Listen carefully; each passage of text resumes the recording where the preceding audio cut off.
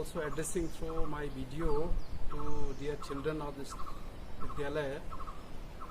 Today we are celebrating a National Sports Day on the occasion of Major Dhyan Chand's birthday, who was born in a very simple family in Prayagraj, or that is called also Allahabad.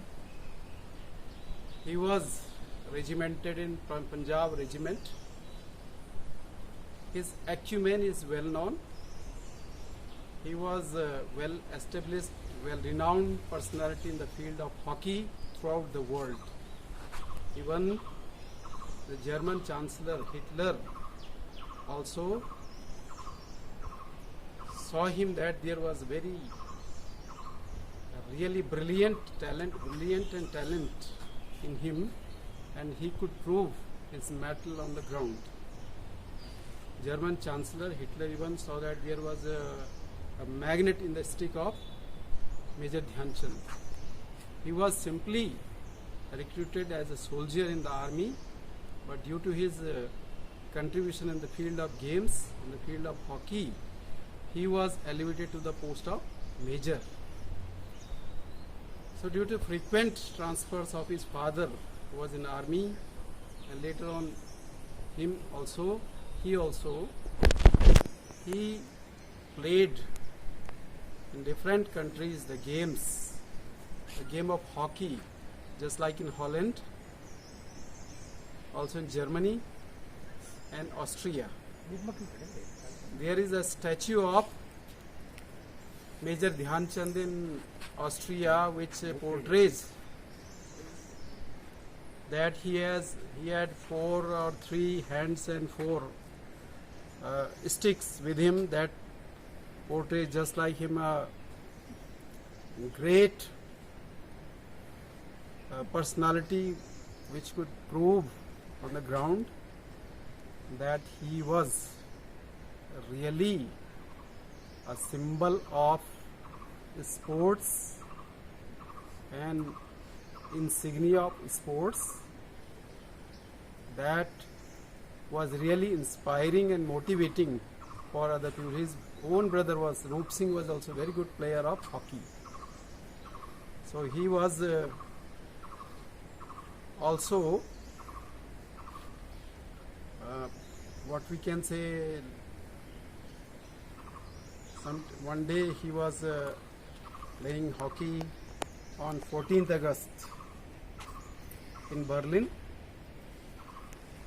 Unfortunately, there was heavy rainfall. Next day, when he played in Berlin games in 1936,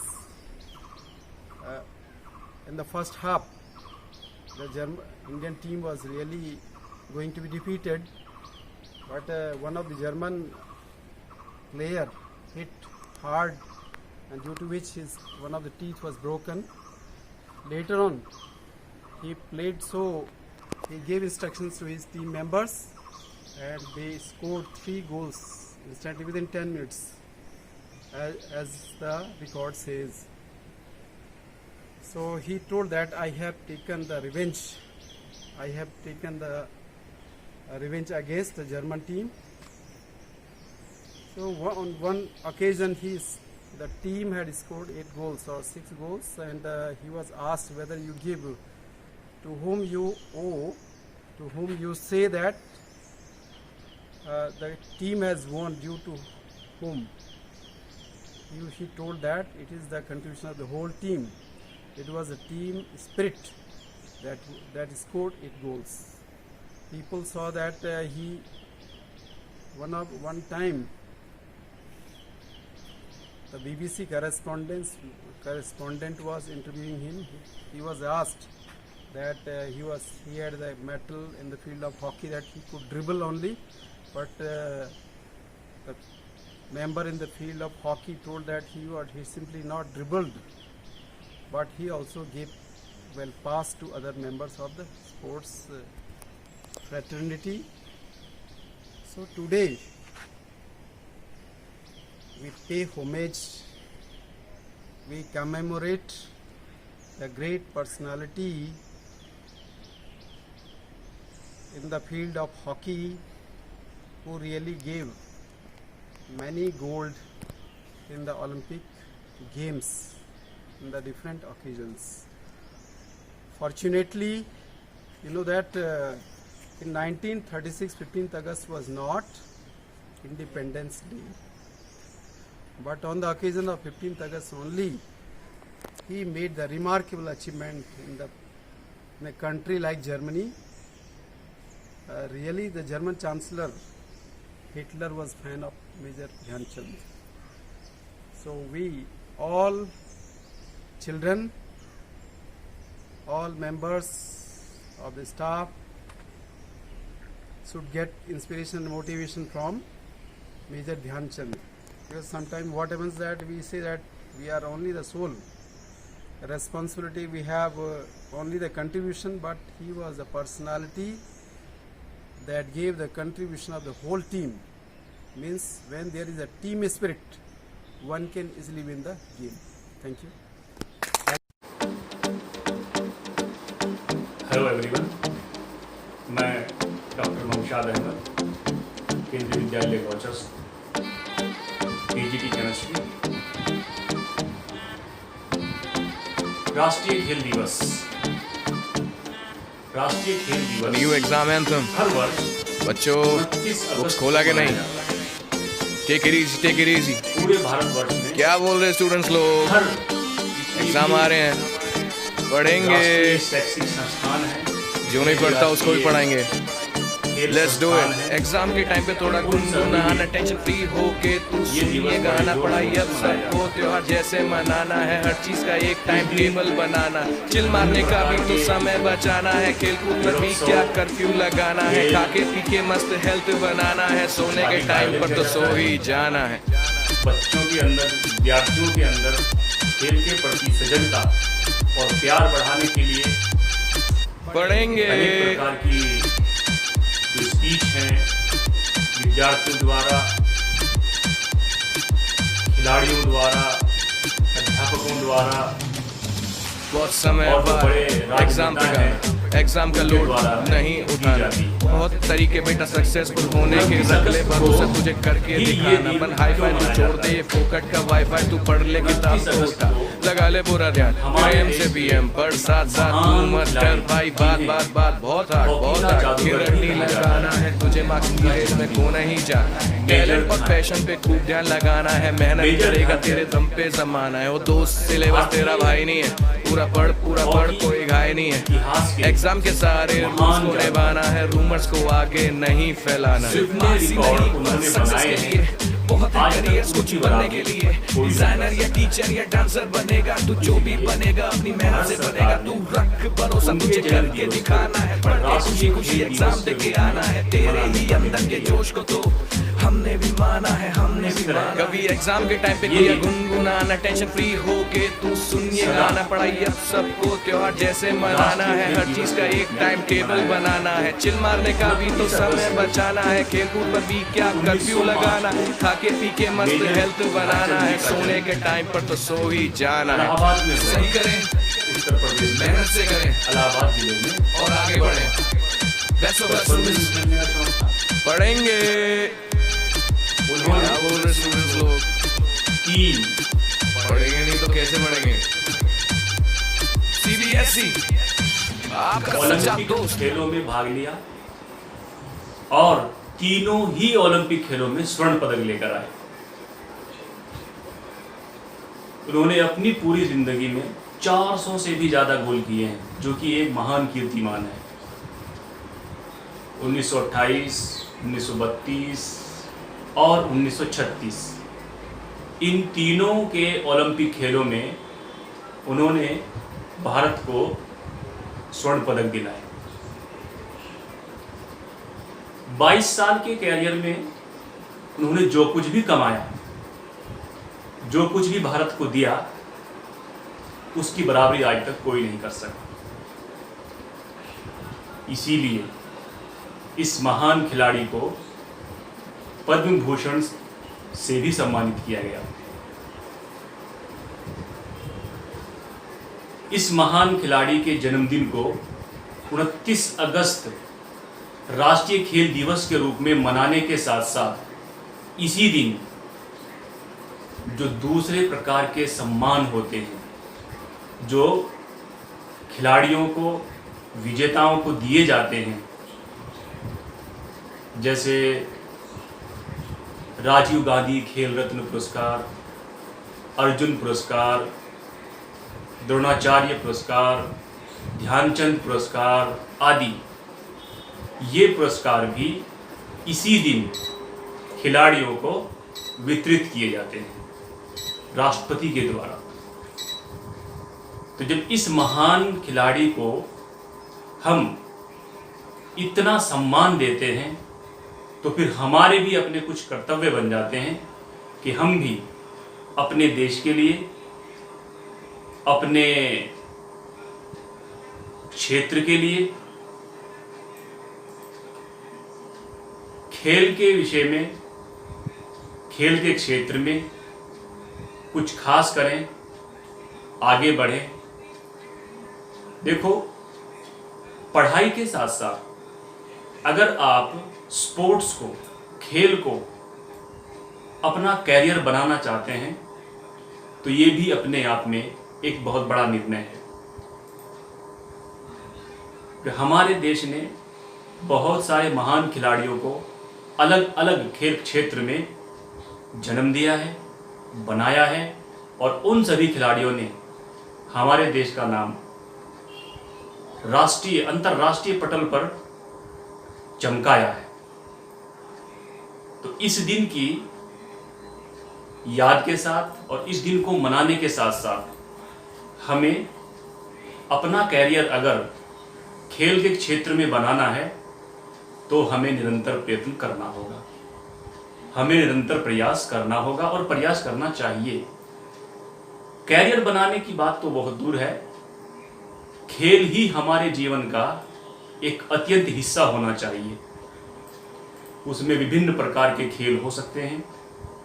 ये खेल शारीरिक भी हो सकते हैं जिसमें आपके शरीर को प्रत्यक्ष रूप से प्रयोग किया जाता है।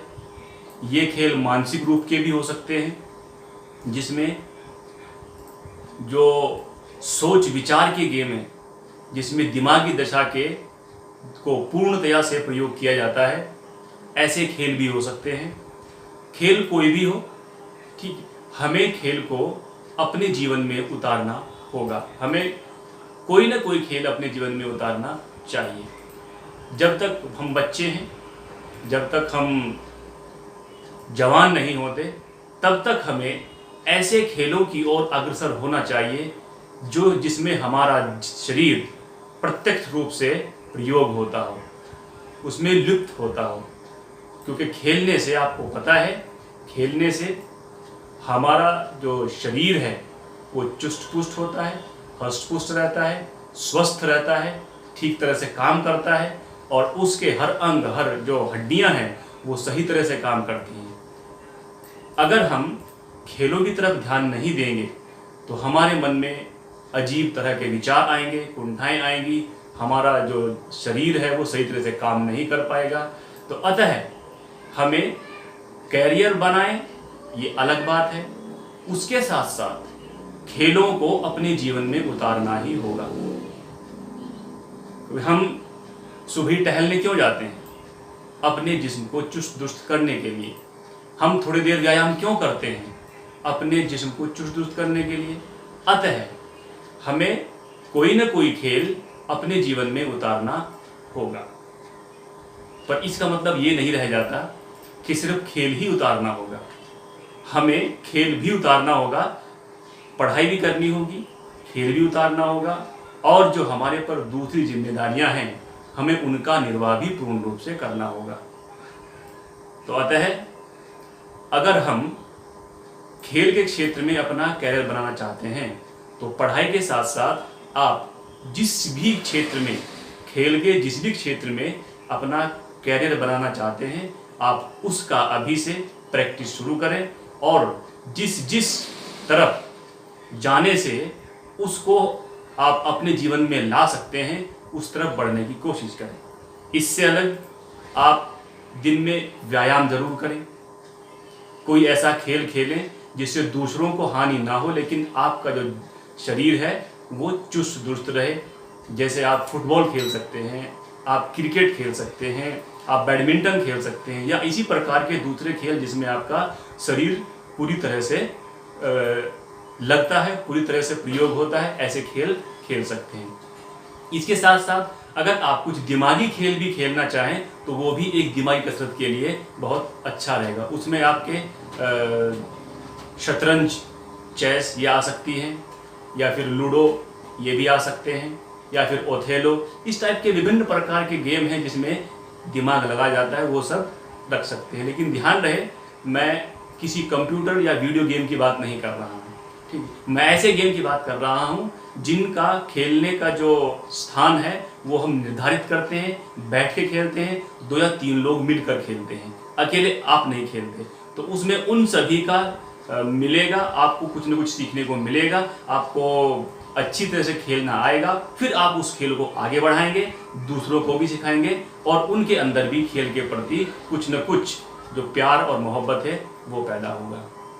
तो इसी के साथ ही मैं फिर से आपसे आग्रह करूंगा कि राष्ट्रीय खेल दिवस जो कि 29 अगस्त को हर साल मनाया जाता है, वो हमसे कुछ चाहता है, ठीक। तो हम अपने जीवन में कोई ना कोई एक खेल जरूर उतारें, उसको रोज खेलें, उसको नियमित रूप से अपने जीवन में उतारें और उसके अंदर जो अच्छाइयाँ हैं उनको समझें, जिससे हमारा शरीर, हमारा मन और हमारा जीवन सफल हो, उसको समझें। क्योंकि आपको पता है कि स्वस्थ अगर मस्तिष्क है तभी इंसान का जो जिस्म है वो भी स्वस्थ रहता है, और मस्तिष्क स्वस्थ है, जिस्म स्वस्थ है, तभी आप पूर्ण रूप से स्वच्छ रूप से सोच पाएंगे, अच्छी तरह से सोच पाएंगे और अच्छी तरह से आगे बढ़ पाएंगे। तो इन्हीं शब्दों के साथ आप सभी को 29 अगस्त पर होने वाले, 29 अगस्त को मनाए जाने वाले राष्ट्रीय खेल दिवस की हार्दिक शुभकामनाएं।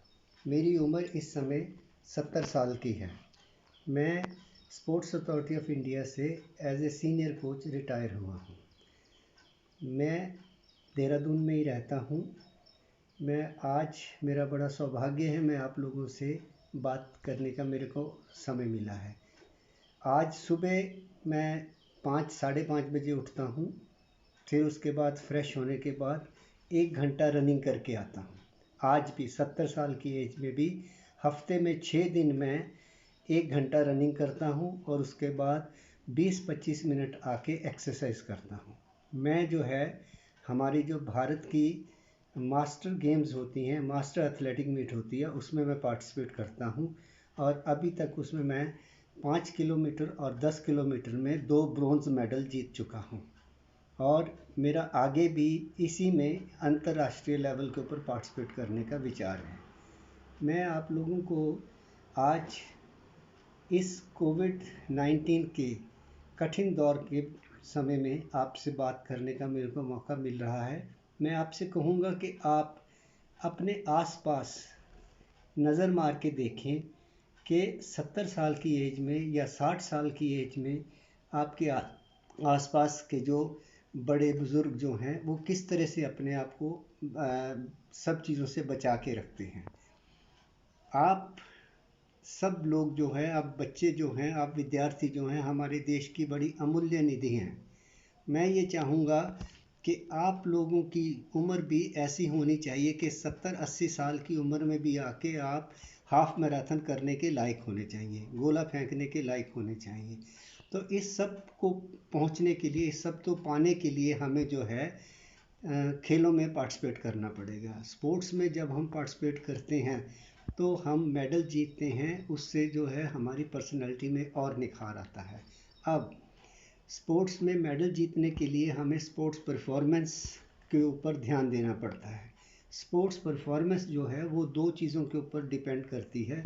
एक है हमारी फ़िज़िकल एक्टिविटी और दूसरा है टेक्निकल स्किल। फ़िज़िकल एक्टिविटी में हमारे 5 एबिलिटीज़ आ जाती हैं। 5 एबिलिटीज़ मिल के हमारी फ़िज़िकल एक्टिविटी को बढ़िया बनाते हैं। वो हैं स्ट्रेंथ है, स्पीड है, इंड्योरेंस है, फ्लेक्सिबिलिटी है और फिर कोऑर्डिनेटिव एबिलिटीज़ हैं। ये पांचों मिलके जो है हमारे शरीर की गतिविधियों को एक अच्छी रिदम और अच्छी सक्सेस देती हैं। और उसके बाद आ जाता है आपका टेक्निकल स्किल। किसी भी चीज़ को काम करने के लिए, कोई भी एक्टिविटी करने के लिए हमें मूवमेंट स्ट्रक्चर हमारा ठीक होना चाहिए, हमारे मूवमेंट में इकोनॉमी होनी चाहिए, हमारे मूवमेंट में एनर्जी वेस्ट नहीं होनी चाहिए। तो मूवमेंट स्ट्रक्चर को ठीक करने के लिए क्या होना चाहिए कि हमारे पास हमारी बॉडी के मसल्स और बोन्स और जॉइंट्स इनका प्रॉपर उपयोग होना चाहिए और हमारी बॉडी का बैलेंस और रिदम ठीक होना चाहिए। तो उससे क्या होगा कि हमारा टेक्निकल स्किल अच्छा हो जाएगा। अब जब ये दोनों चीज़ें मिल जाएंगी, आपकी फिज़िकल एक्टिविटीज़ और टेक्निकल स्किल दोनों मिल जाते हैं तो स्पोर्ट्स में सक्सेस होती है। स्पोर्ट्स की जो मोटर एबिलिटीज़ हैं उसमें पहले आ जाती है स्ट्रेंथ को डेवलप करने के लिए हम अपनी बॉडी का वेट और एक्सटर्नल वेट दोनों को इस्तेमाल कर सकते हैं। अपनी बॉडी के वेट के साथ हम क्या कर सकते हैं, पुशअप्स कर सकते हैं, चिन अप्स कर सकते हैं, जंपिंग एक्सरसाइजेस कर सकते हैं। और एक्सटर्नल के लिए हमें चाहिए कोई वेट ट्रेनिंग हो सकती है, हम प्लायोमेट्रिक्स कर सकते हैं और हम अपना जो है पार्टनर के साथ एक्सरसाइज कर सकते हैं। ये सारी एक्सरसाइजेस करके हम स्ट्रेंथ डेवलप करते हैं। इसी तरह से स्पीड आ जाती है। स्पीड को डेवलप करने के लिए हमें अपना रिएक्शन एबिलिटी को अच्छा करना पड़ेगा। इसका मतलब क्या है कि जैसे ही हमें कमांड मिलती है एक्शन करने की तो हम एकदम रिएक्ट करें। दूसरा क्या है कि हमें एक्सेलरेट करने की हमारे में एबिलिटी होनी चाहिए कि हम कितनी जल्दी कितनी तेज़ी से मैक्सिमम स्पीड में आ सकें। तीसरा क्या होता है कि हमारा जो लोकोमोटिव एक्शन है, जो हमारा न्यूरोमस्कुलर कोऑर्डिनेशन है, वो अच्छा होना चाहिए। और लास्ट में है कि उस स्पीड को मेंटेन करने की क्षमता हमारे पास होनी चाहिए। इस सब को करने के लिए हम क्या कर सकते हैं, आप एक स्पॉट के ऊपर फास्ट रनिंग कर सकते हैं, आप रिएक्शन ड्रिल्स कर सकते हैं, आप एक्सेलरेशन करने के लिए 30 मीटर जो है 25 मीटर 30 मीटर 40 मीटर खूब गति के साथ दौड़ सकते हैं, अपने मूवमेंट को ठीक कर सकते हैं। आप अपनी स्पीड को डेवलप करने के लिए स्टॉप वॉच का हेल्प ले सकते हैं, जिससे कि आपको पता चलता रहे कि आपने कितना समय 30 मीटर लगाने में लगाया है और नेक्स्ट टाइम आप क्या टाइम कर रहे हो। इसी तरह से इंड्योरेंस है। इंड्योरेंस का मतलब है कि हम किसी काम को कितनी देर तक कर सकते हैं। और इंड्योरेंस को डेवलप करने के लिए हम साइकिलिंग कर सकते हैं, रनिंग कर सकते हैं, स्विमिंग कर सकते हैं। और इंड्योरेंस को जो है हमेशा हमें धीरे धीरे डेवलप करना चाहिए। इंड्योरेंस का डायरेक्ट रिलेशन हार्ट रेट के साथ है। आप ऐसे हार्ट रेट के ऊपर वर्क करें जिससे ऊपर आप 15 मिनट 20 मिनट 25 मिनट तक उस एक्टिविटी को कंटिन्यू कर सकें। तो उसके लिए जो है हार्ट रेट को मॉनिटर करने के लिए आप वॉच यूज़ कर सकते हो या समय समय पे आप अपना हार्ट रेट चेक कर सकते हो। पहले शुरू में आप 15 मिनट दौड़ें, 10 मिनट दौड़ें, उसके बाद इसको हर महीने चेंज करते जाएं और आप 40-50 मिनट तक कंटिन्यू एंड्योरेंस अपनी आपकी रनिंग या साइकिलिंग या वो कर सकते हैं। अब आ जाती है फ्लेक्सिबिलिटी। हमारी बॉडी जो है वो मसल्स और बोन्स और जॉइंट्स टेंडन्स इसका एक मिक्सचर है। भगवान ने हमें ऐसा शरीर दिया है कि वो मुड़ तुड़ सकता है। हम अपने आप को डायरेक्शन चेंज कर सकते हैं, हम पीछे मुड़ के देख सकते हैं, हम नीचे झुक सकते हैं। इस सब चीज़ों को डेवलप करने के लिए आपको अपनी फ्लेक्सिबिलिटी के ऊपर ध्यान देना है। आप कोशिश करें कि हल्की एक्सरसाइज के साथ अपनी एक्टिविटी शुरू करें और अपने रेंज ऑफ मूवमेंट को बढ़ाएं। आप एक जगह तक रेंज मूवमेंट करके उसको 9 सेकंड 10 सेकंड 12 सेकंड तक रोकने की कोशिश करें, उससे आपकी ये एबिलिटी डेवलप हो जाएगी। लास्ट में आ जाती है कोऑर्डिनेटिव एबिलिटी। कोऑर्डिनेटिव एबिलिटी में क्या होता है कि हमें इस चीज़ का ज्ञान होना चाहिए कि हमें पता होना चाहिए कि समय जो है अब 10 सेकंड बीत गए हैं, अब 5 सेकंड बीत गए हैं, 15 सेकंड बीत गए हैं। इसी तरह से हमें दूरी का अंदाज़ा होना चाहिए कि ये 1 मीटर की दूरी है, ये 10 मीटर की दूरी है। जब हमें इस चीज़ का ज्ञान हो जाता है तब हम खेल में स्पोर्ट्स में अंदाज़ा लगा सकते हैं कि मैं इतनी देर में यहाँ पहुँच जाऊँगा या इतनी दूरी ये है, मेरे को इतना जोर लगा के इस चीज़ को वहाँ तक फेंकना है। इसी तरह से बैलेंस है, रिदम है। ये सब चीज़ें मिल के आपकी कोऑर्डिनेटिव एबिलिटीज़ बना सकती हैं। कोऑर्डिनेटिव एबिलिटीज़ को डेवलप करने के लिए हम क्या करते हैं, डिफरेंट टाइप की गेम्स खेलते हैं। ऐसे जो है जिसमें हम मूवमेंट को चेंज कर देते हैं, कई बार हम उसको कंबाइन कर देते हैं, कॉम्बिनेशन ऑफ मूवमेंट्स कर देते हैं। वो सब करके हम जो है हर्डल्स की ड्रिल्स हैं, सर्किट ट्रेनिंग है, ये सब चीज़ें हेल्प करती हैं हमारी कोऑर्डिनेटिव एबिलिटीज़ को डेवलप करने के लिए। देखिए, एक दिन में कोई चैम्पियन नहीं बनता। मैं आपको सलाह दूंगा, मेरी एक एडवाइस करूंगा कि आप आज से ही शुरू करें और ये सोच के शुरू करें कि भाई मैं पहले अपने आप को हराऊंगा। आपका दिल 10 मिनट के बाद थक गया, आपका मन कहता है मैं 10 मिनट से नहीं आगे जा सकता, तो कोई बात नहीं, उस दिन अपना पक्का निश्चय करें कि मैं कल जो है 15 मिनट या 12 मिनट दौड़ूंगा। तो ये आप पहले अपने अगेंस्ट फाइट शुरू करें, फिर उसके बाद जो है आप अपने अपोनेंट्स को बीट कर सकते हैं। मेरा आप लोगों से एक और निवेदन है कि अपनी डाइट का थोड़ा ध्यान रखें। आप कोशिश करें कि संतुलित आहार लें, कोशिश करें कि फ्रूट और जूस ज़रूर लें, फास्ट फूड को अवॉइड करें, पानी खूब पिएं और जितना हो सके उतना आप अपने समय के अनुसार अपनी बॉडी को रेस्ट ज़रूर दें। इन्हीं सब चीज़ों के साथ मैं आप सबका धन्यवाद करता हूं और आप सबके उज्जवल भविष्य की कामना करता हूं। धन्यवाद। Good morning, everyone. First of all, I would like to thank all the faculties, staff, and students for all of their enthusiasm, hard work, and preparation. When the 50th anniversary just passed last year, and it was still an important time for our school, we appreciate the continued effort. We greatly look forward to today, and I am sure we will see some more fantastic sporting events. It is said that people with healthy bodies tend to also be a sound of spirit and are therefore happier. These days, many universities do not maintain the sports day tradition. It is a great tradition and being a student a great deal of joy. However, Wenzels has celebrated these days for decades. It is a part of our school, very foundation and a source of great pride. We hope to provide a student holistic education by balancing academic with the physical education. It is something I also greatly believe in, a hope that our school will continue to develop.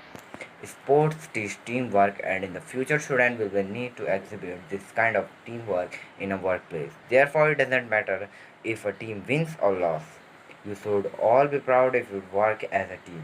I hope today will be one of the great fun and happiest for all of our teacher and student. I hope you will all take with you exiting a lasting moment. I wish you all success in today's event. Thank you. Have a nice day.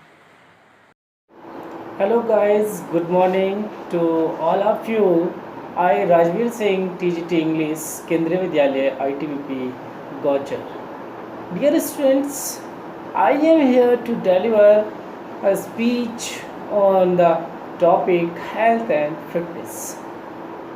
As you know it very well that health and fitness are interrelated to each other, and to live a good and healthy life, health and fitness are very important for us, and we must care our body. As you might have seen some people who are unable to climb the stairs and tend to get tired easily. This is all because of their low level of fitness, as they didn't make any effort to keep their body healthy and fit. As now the question is that how to maintain the health and fitness. So let's know. It is very important for each of us to devote some time to health and fitness of our body.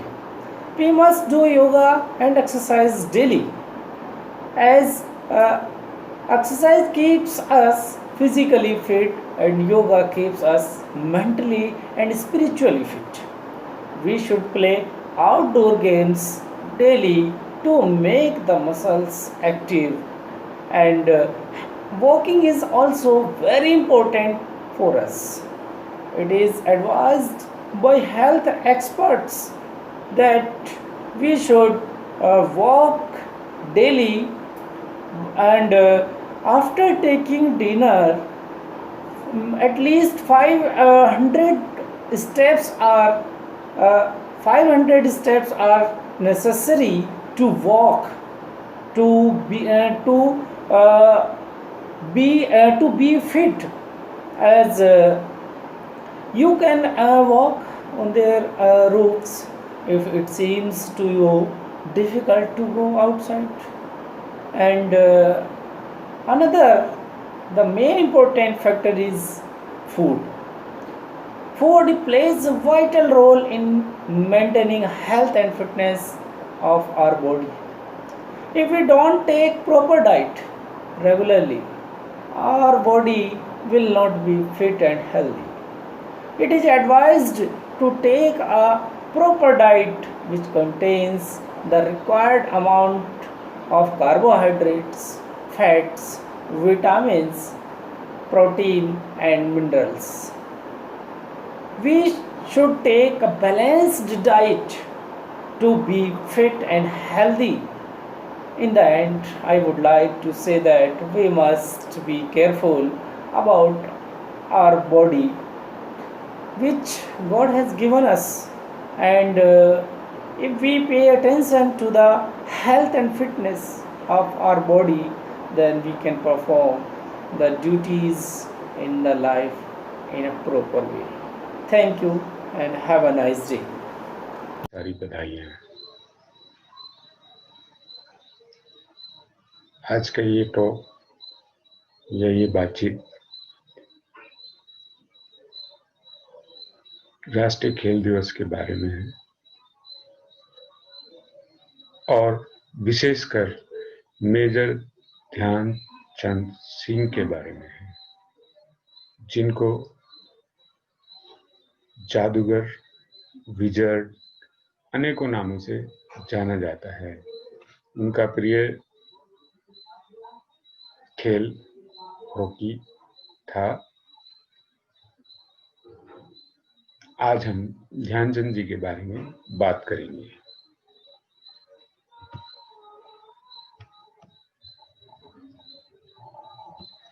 राष्ट्रीय खेल दिवस दुनिया भर में hockey के जादूगर नाम से प्रसिद्ध भारत के महान हॉकी खिलाड़ी मेजर ध्यानचंद सिंह का जन्म 29 अगस्त 1905 को इलाहाबाद शहर में हुआ था। भारत सरकार ने इस महान खिलाड़ी को सम्मानित करते हुए 1912 से 29 अगस्त को खेल दिवस के रूप में मनाने का फैसला लिया। इस दिन राष्ट्रपति भवन में अनेकों गतिविधियां होती हैं, जिसमें विशेषकर उन सभी खिलाड़ियों को सम्मान व पुरस्कार दिया जाता है जिन्होंने खेलों के क्षेत्र में भारत की ओर से प्रतिभागिता की और भारत को पदक, अपना उच्च प्रदर्शन करते हुए सम्मान दिलाया हो। यह सम्मान भारत के राष्ट्रपति द्वारा दिया जाता है। इन सम्मानों में विशेषकर अर्जुन अवार्ड, जो कि विशेष खिलाड़ियों को दिया जाता है जिनका प्रदर्शन अंतर्राष्ट्रीय, राष्ट्रीय स्तर पर विशेष रहा हो या कोई पदक या वो प्रतियोगिता जीतने वाली टीम के सदस्य रहे हों। उनको राष्ट्रपति भवन में अर्जुन अवार्ड से नवाजा जाता है। राजीव गांधी खेल रत्न अवार्ड, खेलों में विशेष प्रतिभा को दिया जाता है जिसका प्रदर्शन अंतर्राष्ट्रीय स्तर पर विशेष रहा हो, जिसमें वह पदक जीतने में कामयाब रहा हो, प्रतियोगिता जीतने में कामयाब रहा हो आदि सभी पैरामीटर पर यह पुरस्कार दिया जाता है। इसके बाद द्रोणाचार्य अवार्ड, यह अवार्ड प्रशिक्षकों को दिया जाता है। इस अवार्ड में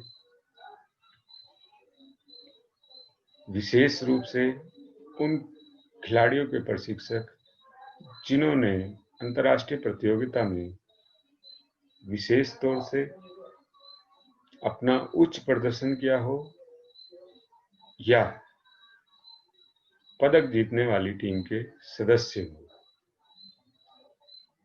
उनके कोच को द्रोणाचार्य अवार्ड दिया जाता है। मेजर ध्यानचंद का जीवन परिचय। वैसे तो मेजर ध्यानचंद जी का पूरा नाम ध्यान सिंह था। बाद में उनके साथियों ने, जब वह चांदनी रात में अभ्यास करते थे तो उनके साथी उन्हें ध्यानचंद बुलाने लग गए।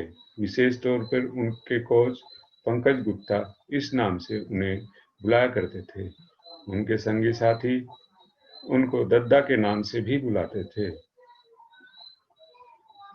ध्यानचंद जी का जन्म 29 अगस्त 1905 को इलाहाबाद उत्तर प्रदेश में हुआ था। उनके पिता का नाम सोमेश्वर दत्त था, जो कि सेना में सूबेदार थे।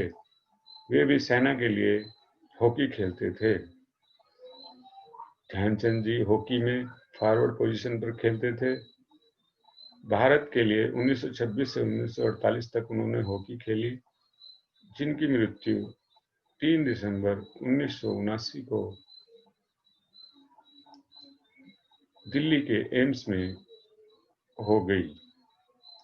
उनके 2 छोटे भाई थे, मूल सिंह और रूप सिंह, जो कि रूप सिंह उनके साथ हॉकी खेला करते थे।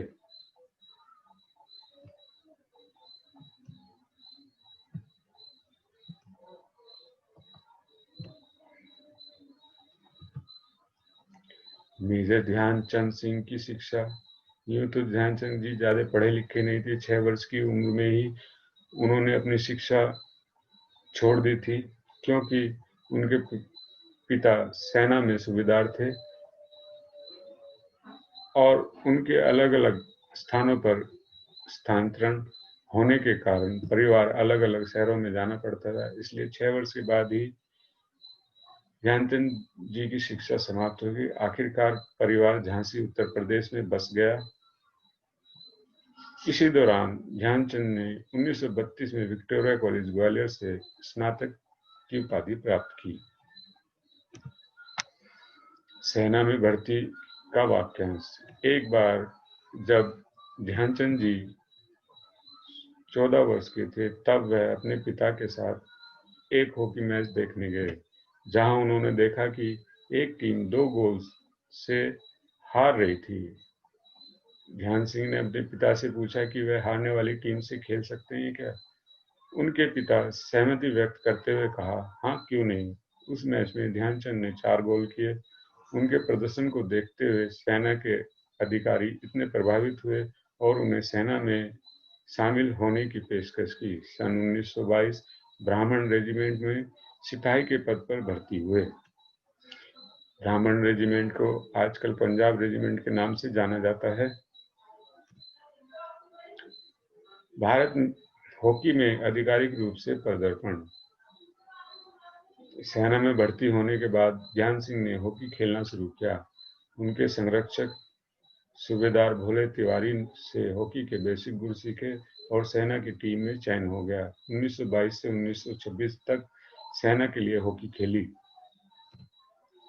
ध्यानचंद जी का अंतर्राष्ट्रीय हॉकी में प्रवेश। 1926 में न्यूजीलैंड में होने वाले एक टूर्नामेंट के लिए ध्यानचंद का चुनाव हुआ। यहाँ एक मैच के दौरान भारतीय टीम ने 20 गोल किए थे, जिसमें से 10 तो ध्यानचंद ने किए थे। इस टूर्नामेंट में भारत ने 21 मैच खेले, जिसमें से 18 मैचों में भारत विजयी रहा, 1 हार गया एवं 2 ड्रॉ हुए थे। भारतीय टीम ने पूरे टूर्नामेंट में 192 गोल किए थे, जिसमें से ध्यानचंद ने 100 गोल मारे। यहां से लौटने के बाद ध्यानचंद को आर्मी में लांस नायक बना दिया गया था। 1927 में लंदन फोल्कस्टोन फेस्टिवल में भारत ने 10 मैचों में 72 गोल किए थे, जिसमें से ध्यानचंद ने 36 गोल किए। मेजर ध्यानचंद का ओलंपिक में प्रवेश। 1928 एम्स्टर्डम ओलंपिक खेलों में पहली बार भारतीय टीम ने भाग लिया। एम्स्टर्डम में खेलने से पहले भारतीय टीम ने इंग्लैंड में 11 मैच खेले और वहां ध्यानचंद को विशेष सफलता प्राप्त हुई। एम्स्टर्डम में भारतीय टीम पहले सभी मुकाबले जीत गई। 17 मई 1928 को ऑस्ट्रेलिया को 6-0 से हराया, 18 मई को बेल्जियम को 9-0 से, 20 मई को डेनमार्क को 5-0 से, 22 मई को स्विट्जरलैंड को 6-0 से, 26 मई को फाइनल मैच हॉलैंड को 3-0 से हराकर विश्व भर में हॉकी के चैंपियन घोषित किए गए और 29 मई को उन्हें पदक प्रदान किया गया। फाइनल मैच में 2 गोल ध्यानचंद जी ने किए। इस पूरे टूर्नामेंट में भारतीय टीम ने एक भी गोल नहीं खाया।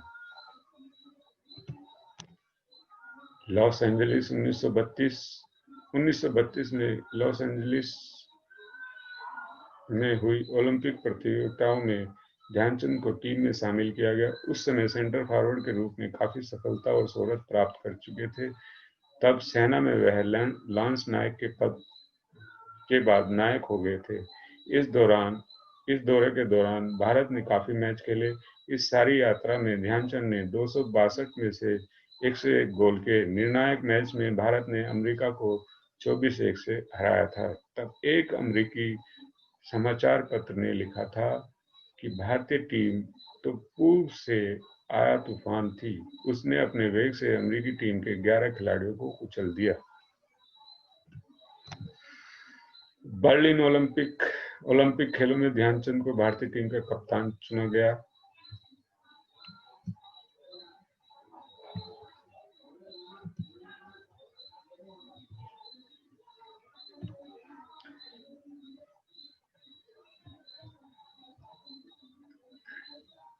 ओलंपिक खेलों में ध्यानचंद को भारतीय टीम का कप्तान चुना गया। इस पर उन्होंने आश्चर्य प्रकट करते हुए कहा, मुझे जरा भी आशा नहीं थी कि मैं कप्तान बन जाऊंगा। खैर, उन्होंने अपने इस दायित्व को बड़ी ईमानदारी के साथ निभाया। अपने जीवन का अविस्मरणीय संस्मरण सुनाते हुए वह कहते हैं कि 17 जुलाई के दिन जर्मन टीम के साथ हमारे अभ्यास मैच के लिए एक प्रदर्शनी मैच का आयोजन हुआ। यह मैच बर्लिन में खेला गया। हम इसमें 4 के बदले 1 गोल से हार गए। इस हार से मुझे जो धक्का लगा उसे मैं अपने जीते जी भुला नहीं सकता। जर्मनी की टीम की प्रगति देखकर हम सब आश्चर्यचकित रह गए और हमारे कुछ साथियों को भोजन भी अच्छा नहीं लगा। बहुत से साथियों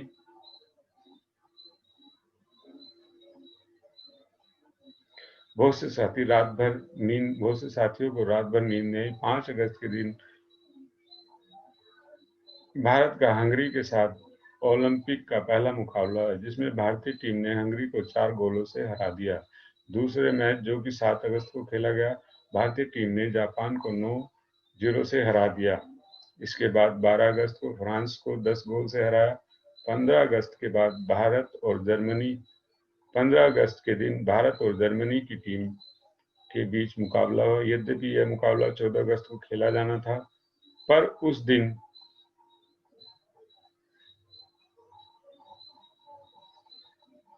दिन बहुत बारिश हुई, जिससे मैदान गीला हो गया और यह मैच एक दिन के लिए स्थगित करना पड़ा। अभ्यास के दौरान जर्मनी की टीम ने भारत को हराया था। यह बात सभी के मन में बुरी तरह घर कर गई थी। फिर भी गीले मैदान और प्रतिकूल परिस्थितियों के कारण हमारे खिलाड़ी और भी निराश हो गए।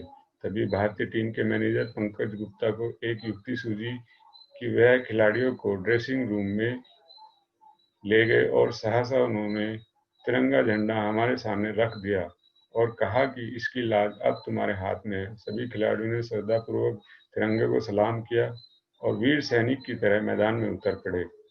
भारतीय खिलाड़ी जमकर खेले और जर्मनी टीम को 8-1 से हरा दिया। उस दिन सचमुच तिरंगे की लाज रह गई। उस समय कौन जानता था कि 15 अगस्त को ही भारत का स्वतंत्रता दिवस बनेगा। इस मैच को देखने जर्मनी के तानाशाह एडोल्फ हिटलर भी आए थे। उन्होंने आदेश पारित किया था कि जितने ज्यादा से ज्यादा दर्शक मैच देखने आएंगे उतने ज्यादा से ज्यादा भारतीय टीम पर दबाव बनेगा।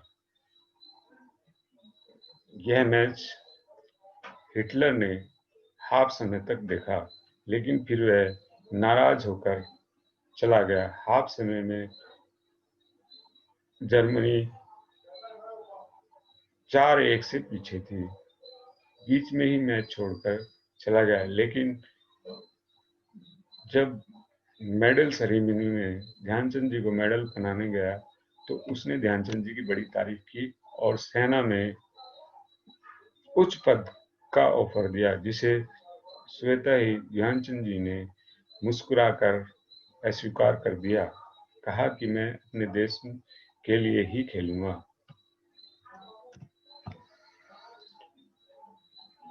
अपने कैरियर में 1926 से 1948 तक अपने कैरियर में 400 से ज्यादा गोल किए, जबकि पूरे कैरियर में 1000 के लगभग गोल किए। इतना ही नहीं, जब ध्यानचंद जी हॉकी से रिटायर्ड हो गए तब भी उनके प्रदर्शन की चमक भारतीय हॉकी टीम में बनी रही। भारत ने 1928 से 64 तक खेले गए 8 ओलंपिक खेलों में 7 गोल्ड मेडल प्राप्त जीते। भारत सरकार ने इन महान खिलाड़ियों को सम्मानित करते हुए 2012 से 29 अगस्त को खेल दिवस के रूप में मनाने का फैसला लिया। उन्हें भारत सरकार द्वारा 1956 में पद्म भूषण सम्मान से सम्मानित किया, जो कि देश का तीसरा सबसे बड़ा सिविलियन अवार्ड है। राष्ट्रीय खेल दिवस को राष्ट्रीय स्तर पर भी बड़े तौर पर मनाया जाता है, जिसका आयोजन प्रतिवर्ष राष्ट्रपति भवन में किया जाता है और देश के राष्ट्रपति उन खिलाड़ियों को राष्ट्रीय पुरस्कार देते हैं जिन्होंने अपने खेल के उत्तम प्रदर्शन द्वारा पूरे विश्व में तिरंगे झंडे का मान बढ़ाया होता है। नेशनल स्पोर्ट्स अवार्ड के अंतर्गत अर्जुन अवार्ड, राजीव गांधी खेल रत्न अवार्ड, द्रोणाचार्य अवार्ड जैसे कई पुरस्कार देकर खिलाड़ियों को सम्मानित किया जाए। इन सभी सम्मानों के साथ ध्यानचंद पुरस्कार भी इसी दिन दिया जाता है। सन 1979 में मेजर ध्यानचंद की मृत्यु के बाद डाक विभाग ने उनके सम्मान में स्टैंप जारी किया, जिसकी कीमत 35 पैसे थी। दिल्ली के राष्ट्रीय स्टेडियम का नाम भी बदलकर उनके नाम पर रख दिया और उन्हें श्रद्धांजलि अर्पित की गई। पुरस्कार सम्मान: ध्यानचंद जी ने ओलंपिक खेलों में 3 स्वर्ण पदक प्राप्त किए।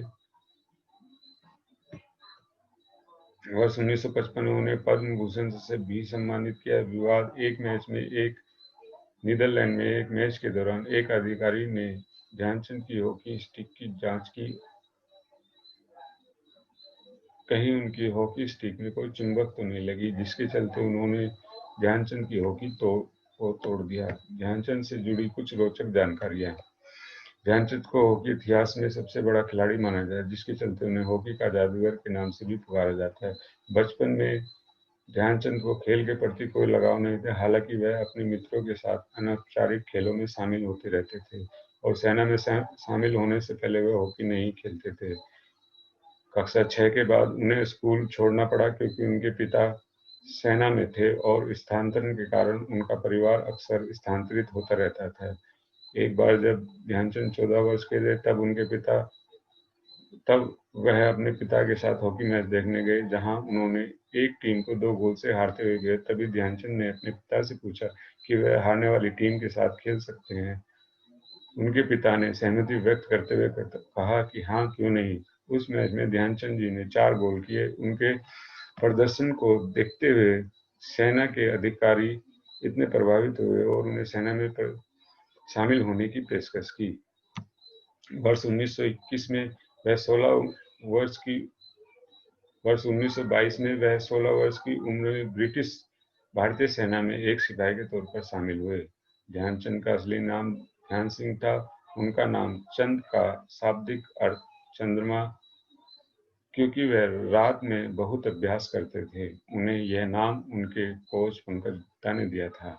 वर्ष 1925 में उन्होंने अपना पहला अंतर्राष्ट्रीय मैच और उस मैच के प्रदर्शन के आधार पर उन्हें भारतीय टीम में चुन लिया गया। उन्होंने अपने अंतर्राष्ट्रीय डेब्यू मैच में गोलों की हैट्रिक लगाई।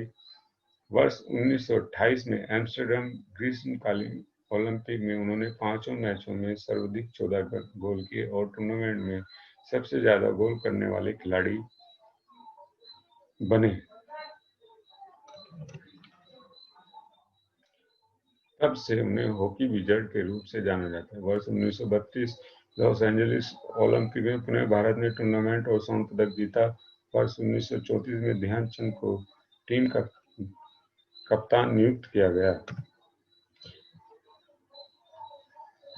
वर्ष 1935 में क्रिकेट के महान खिलाड़ी डॉन ब्रैडमैन अपना पहला हॉकी मैच देखा जिसमें ध्यानचंद खेल रहे थे। वह उनके प्रदर्शन से इतने प्रभावित हुए कि उन्होंने ध्यानचंद की प्रशंसा करते हुए कहा, आप क्रिकेट में रन बनाने जैसे लक्ष्यों की भांति गोल करते हैं। वर्ष 1936 बर्लिन ओलंपिक में ध्यानचंद फिर से सर्वाधिक गोल करने वाले खिलाड़ी बने और भारत ने पुनः स्वर्ण पदक जीता। ऐसा कहा जाता है कि एडोल्फ हिटलर भी ध्यानचंद के खेल से प्रभावित हुए, जिसके चलते उन्होंने ध्यानचंद को जर्मन सेना में फील्ड मार्शल की पोस्ट की पेशकश की। वर्ष 1947 मैच के लिए ध्यानचंद को कप्तान के रूप में चुना गया। चंद ने अपने 50 वर्षों में 22 मैचों में 61 गोल किए। वर्ष 1948 उन्होंने अपना अंतिम अंतर्राष्ट्रीय मैच खेला। ध्यानचंद एक मैच में विपक्षी टीम के खिलाफ गोल करने में सक्षम नहीं हुए। उनके बाद उन्होंने गोल के माप के बारे में आपत्ति जताते हुए मैच रेफरी से बात की और उनका दावा सही साबित हुआ। यह पाया गया कि अंतर्राष्ट्रीय नियमों के अनुसार गोल की आधिकारिक चौड़ाई का पालन नहीं किया गया। ध्यानचंद ने वर्ष 1926 से 48 तक अपने अंतर्राष्ट्रीय करियर में 400 गोल किए। ध्यानचंद ने वर्ष 1993 में हॉकी से संन्यास ले लिया।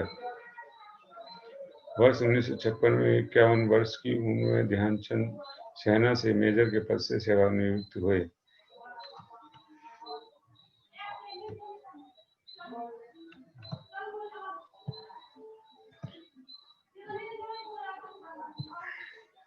वर्ष 2002 में